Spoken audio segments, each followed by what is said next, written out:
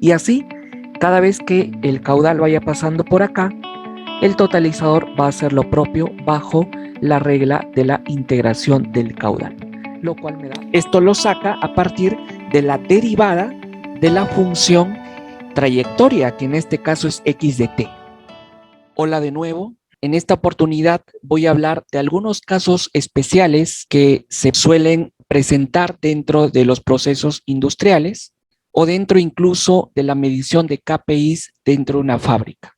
En primer lugar, tenemos un totalizador de flujo, es lo que he representado aquí. En realidad podría luego aplicarse a muchas otras cosas más, pero vamos a verlo primero con este caso. Seguramente en una fábrica, digamos en un departamento de la producción, estamos con un proceso A en el cual se consume un líquido o puede ser agua y necesitamos saber cuánta agua consume ese departamento por mes o por año o por un periodo definido. ¿Qué es lo que haríamos para eso? Para detectar el consumo. O también te lo pongo así, podrías tener tu casa, por lo tanto, vas a pagar un recibo mensual, ¿no? De los metros cúbicos que has consumido de agua. ¿Cómo se sabe cuánto de agua has consumido en el mes? ¿Qué se utiliza? Pues bueno, se utiliza un medidor de flujo, ¿sí? Se interviene una tubería, la tubería principal de tu casa, se instala un medidor de flujo, ese medidor de flujo lo que mide es caudal en tiempo real, obviamente. Pero eso también se utiliza para poder realizar un totalizador, es decir, saber cuánta agua en realidad vas utilizando en todo el mes. Muy bien, eso es lo que llamamos totalizador de flujo. Como te dije, podría ser aplicado a una fábrica, en un departamento, si queremos saber cuánto de agua consume un cierto proceso, o podríamos aplicarlo a la planta en general, ¿no? A toda la fábrica. ¿Cuánta agua consumimos en toda la fábrica? Lo único que haríamos sería intervenir la tubería principal con un medidor de flujo y ya está. Utilizamos un totalizador que en este caso lo tendría que hacer un PLC. Muy bien. Eso es lo que estás viendo aquí en la primera imagen, en el cual tenemos una tubería que hemos intervenido con un medidor de flujo, lo como ves mide caudal metro cúbico hora. Este valor es recepcionado por el PLC, solamente esto, y el PLC se encarga de contabilizar el volumen, es decir, totalizar el flujo. Muy bien. ¿Cómo hacemos esto? En realidad, si tenemos solamente la medición del flujómetro, pues lo que hay que hacer es aplicar una regla matemática que todos conocemos, ¿verdad? El volumen es igual a la integración del caudal. Por esta definición podemos obtener el volumen. Es decir, si yo ya tengo la medición del flujómetro, que lo que me mide es caudal, metro cúbico hora, si yo le aplico la integración, en un periodo obviamente que yo decida, pues evidentemente lo que vamos a obtener es el volumen, o sea, totalizador de flujo. Esto de aquí es lo que vamos a hacer. Entonces, la chamba aquí sería simplemente realizar la integral.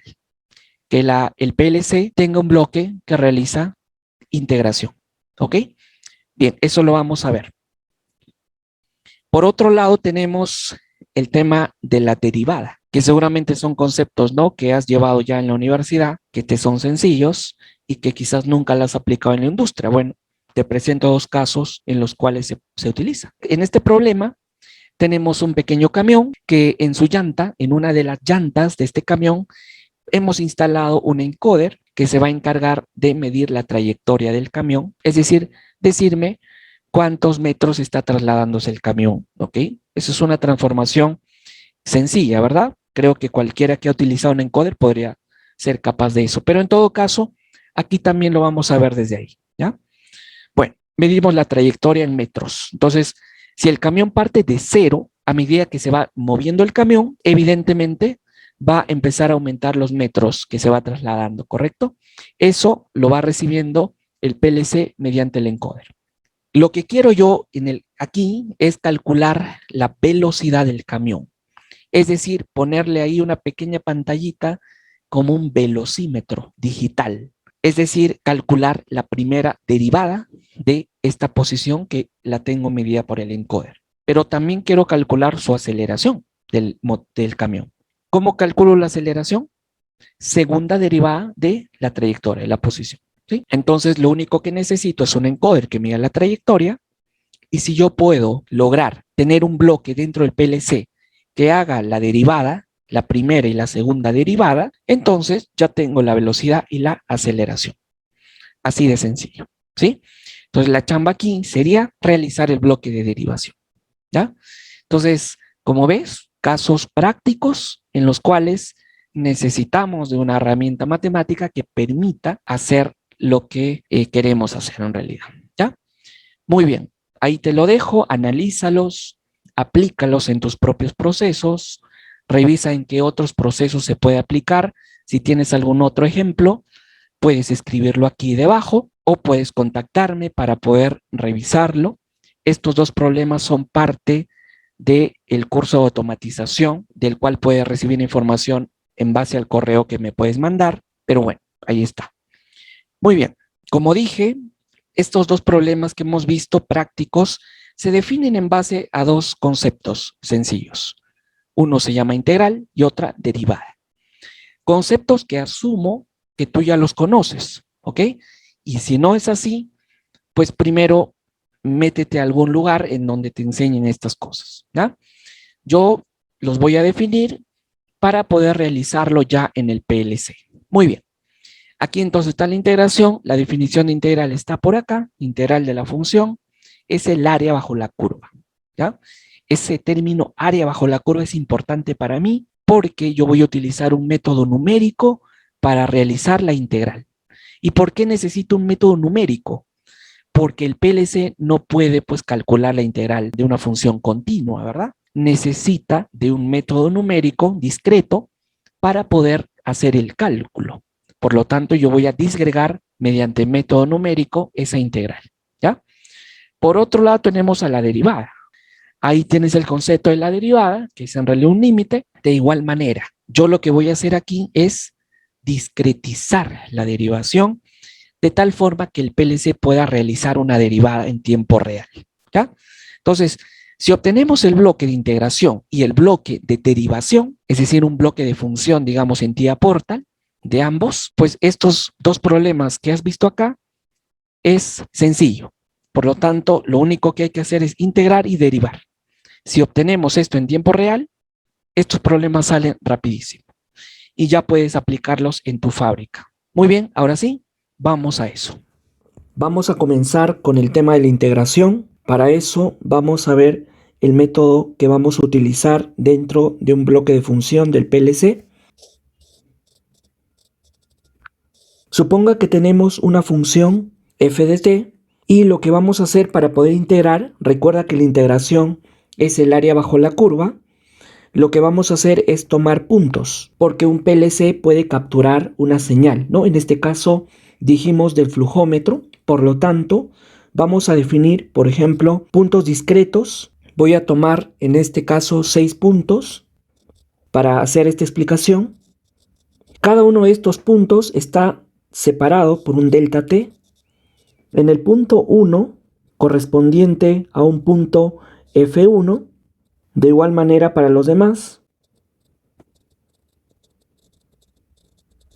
Ahora lo que vamos a hacer es utilizar el método del trapecio. Por lo tanto, vamos a unir, por ejemplo, la primera toma F1 con F2, F2 con 3, 3, 4, 4, 5 y 5 y 6. Cada uno de estos representa un trapecio. Y recuerda que la altura de este trapecio siempre debe de ser delta de t.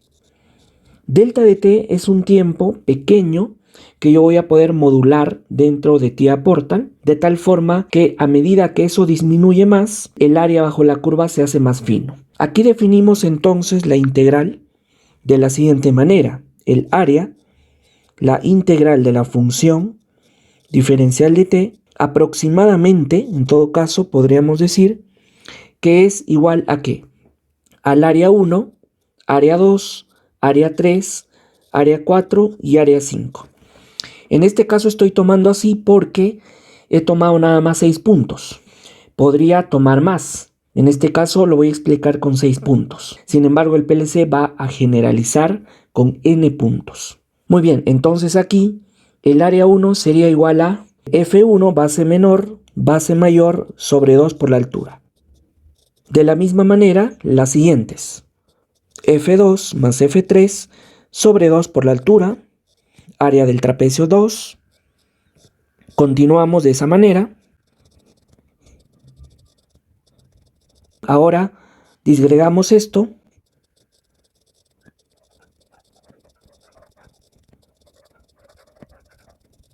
Agrupamos todo lo que se repite.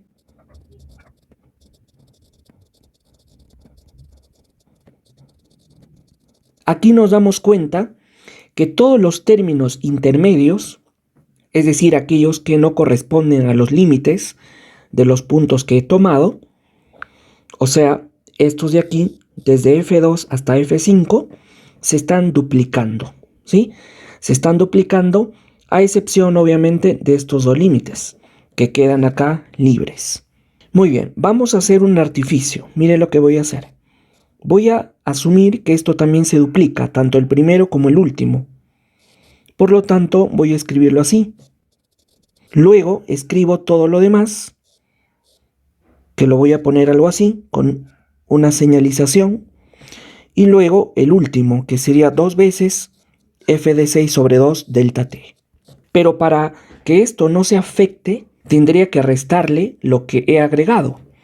Y lo que he agregado, sí o no, que es F1 más F6 sobre 2 por delta t. Y bueno, generalizando, todo esto se puede representar en general como la sumatoria de la función en un punto determinado, que en este caso voy a poner i, desde i igual a 1 hasta el número de términos que yo tome, que va a ser decisión mía. Voy a poner un n multiplicado por el delta t, que es un valor fijo de tiempo, pero restando el primero y el último término tomado, sobre 2 por la altura.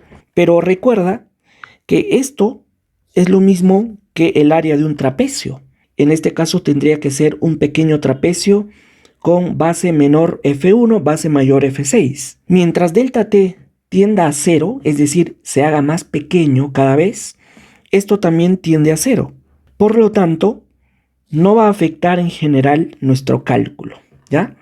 Así que vamos a hacer lo siguiente: 2 veces la sumatoria de la función en un punto determinado por el delta t. El delta t en TIA Portal o en cualquier microcontrolador que quisiéramos programarlo va a ser el tiempo de ciclo, ¿ok? Y Fi es el valor del dato que estamos tomando actualmente. En este caso, si lo vamos a aplicar al tema del totalizador de agua, en este caso entonces las mediciones del flujómetro van a ser los valores de Fi. Y este valor de Fi va a ser tomado periódicamente según el delta t. Si logramos realizar esta ecuación en TIA Portal en un bloque, vamos a poder lograr el aproximado de la integral de f de t dt, lo cual representa el área bajo la curva, que en nuestro problema es el volumen en metros cúbicos. ¿Ok? Bueno, aquí está la explicación de la integración. Ahora sí, veamos esto en TIA Portal. La prueba del bloque integración, como ven aquí, es muy sencillo, aplicado a este problema que habíamos hablado sobre el totalizador de flujo. Tenemos el bloque, como ven, el bloque tiene un enable, esto tiene que estar activo para que funcione. El bloque básicamente lo que hace es integrar una señal. La señal es esta, que ingresa por aquí, en la parte de señal. Por aquí tenemos el tiempo de muestreo, que es el tiempo de ciclo, ¿ok? El delta t, ¿no? Ahí está.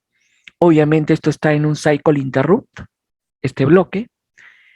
Y por otro lado tenemos el formato de señal, que en este caso es 3600, para utilizar el tema de las horas, ¿ya? Bueno, y nada más, lo otro es el reset. Cuando se presiona un pulso aquí, pues la contabilización se vuelve a 0, la integral se vuelve a cero para volver a medir, ¿ya? Eso sería en caso de que termina el mes, tomas el totalizador, el valor, y luego reseteas para que comience otro mes, si ese fuera el caso, ¿no? Bueno, pero en fin, ahí está. Entonces aquí en el HMI está, como ven, una pequeña interfaz donde está un flujómetro, una tubería. Lo que vaya pasando de caudal por aquí se va a ir totalizando aquí. Aquí he puesto un tanque, pero en general podría ser el consumo de un departamento. Muy bien. Bueno, pues lo que haríamos primero sería habilitar, darle aquí en Enable. Una vez que esté en Enable, el bloque ya está funcionando, pero no está totalizando nada porque evidentemente por el tubo no está pasando nada. Yo voy a forzar esto. Por ejemplo, lo voy a poner, a ver, 100 metros cúbicos hora. Vean cómo a medida que va pasando caudal, ya el totalizador va contabilizando metros cúbicos. ¿Ok? Ahí está. Esto es correcto bajo el valor de la integración que se está haciendo. Si yo subo, por ejemplo, a 350 metros cúbicos hora, pues evidentemente el totalizador aumenta a mayor velocidad, ¿no? Está totalizando aquí los metros cúbicos. Si yo bajo, digamos, a 5 metros cúbicos hora por la tubería, evidentemente, pues está aumentando también, pero de forma más lenta, ¿no? Está totalizando la contabilización de metros cúbicos totales. Y así, cada vez que el caudal vaya pasando por acá, el totalizador va a hacer lo propio bajo la regla de la integración del caudal, lo cual me da el volumen. Muy bien, el enable debe estar siempre activo, obviamente, porque permite que se habilite el bloque, ¿no?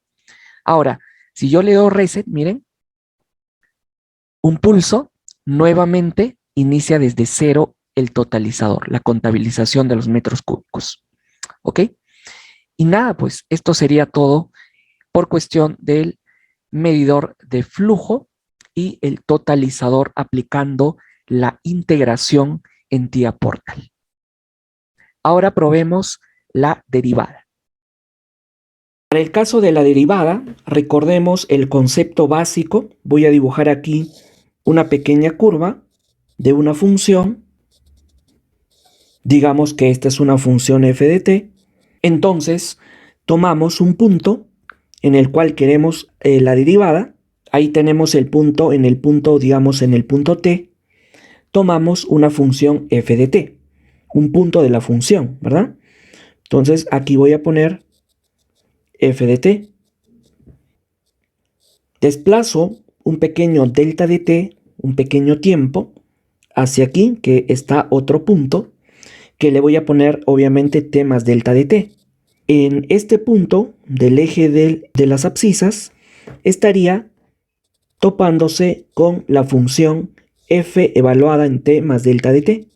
Se dice que entre estos dos puntos pasaría una recta, ahí está, y la pendiente de esta recta, que en este caso sería teta, bueno, vamos a representar m como tangente de teta, igual a que sería f en t más delta t menos f en t sobre delta t. Se dice que esta pendiente es la derivada en el punto t siempre y cuando delta t tienda a 0. Por lo tanto, en el límite vamos a poner aquí, que sería en este caso la definición formal f de t derivada, lo cual también se puede representar de esta manera. Es el límite cuando delta de t tiende a 0 de la pendiente, en el cual obtenemos otra función, por supuesto.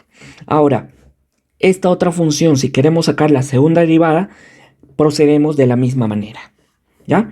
Entonces, conceptualmente tenemos que realizar esta ecuación de diferencias para poder lograr la derivada de una función o de una señal en este caso.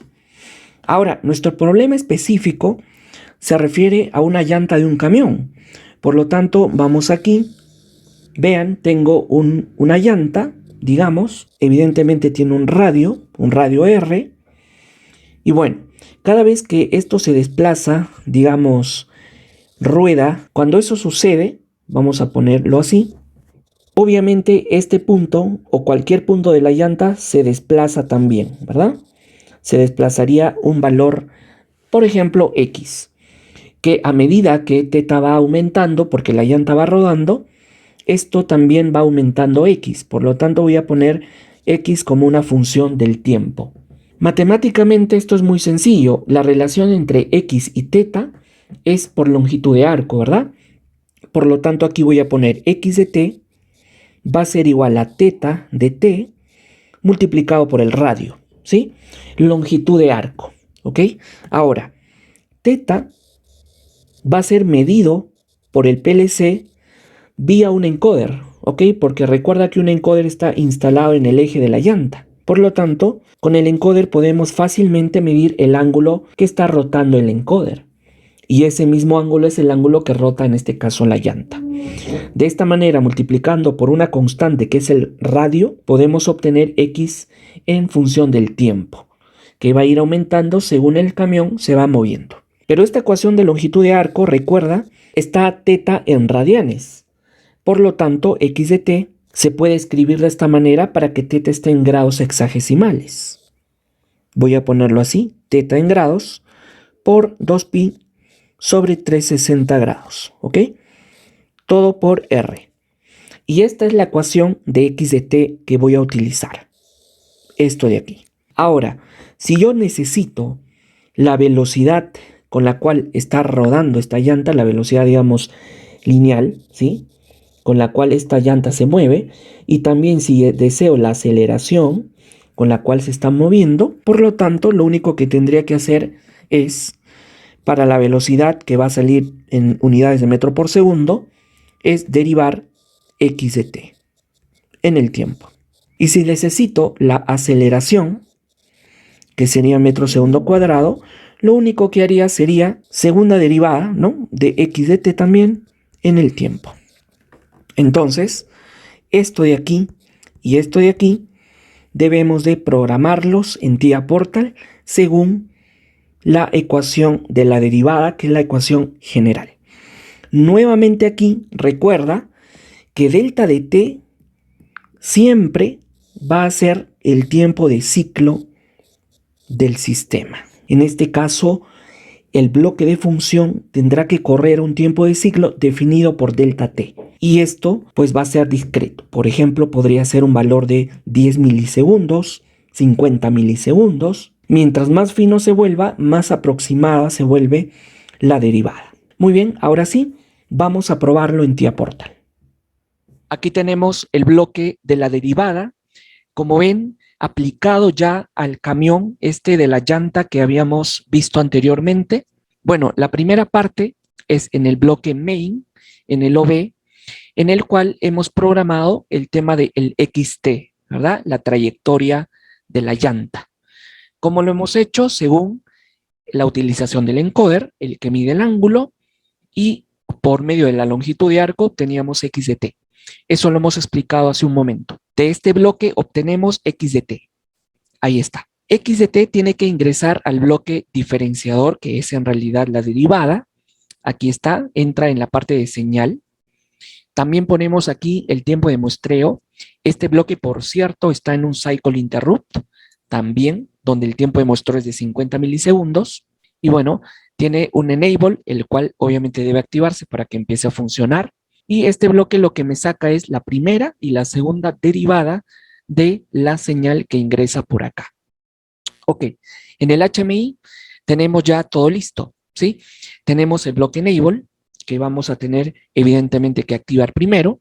Voy a activarlo de una vez. Como ven, no está pasando nada porque la señal está en cero, ¿sí? Ok, ahora, tendría que mover la llanta, ¿sí? A medida que se mueve la llanta, X de t pues va a empezar a medir metros, ¿sí? Y esto evidentemente inmediatamente debe obtener la velocidad y la aceleración del camión, o que es lo mismo, de la llanta. Entonces, pues voy a empezar a mover la llanta, que en este caso yo lo estoy simulando con un eje de un motor trifásico en el cual está conectado un encoder. Así que lo que voy a hacer es mover el motor trifásico, darle movimiento, ¿sí? Bien, miren, le voy a empezar a dar movimiento y ahí está. Está midiendo actualmente ya 12, 13, 14, 15 y así va aumentando los metros que va avanzando, en este caso la llanta, y se ve a qué velocidad está yendo, miren, está a 3 metros por segundo. Y la aceleración evidentemente varía, ¿no? La aceleración es bastante sensible. Bueno, está en un cierto valor, como ven, casi fijo. Vamos a aumentar la velocidad del motor o de la llanta.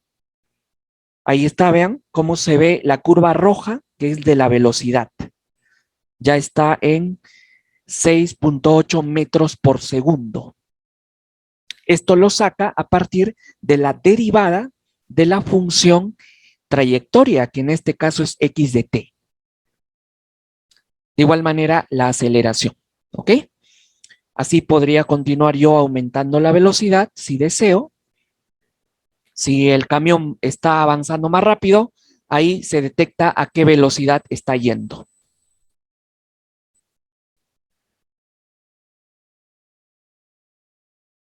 Bajamos la velocidad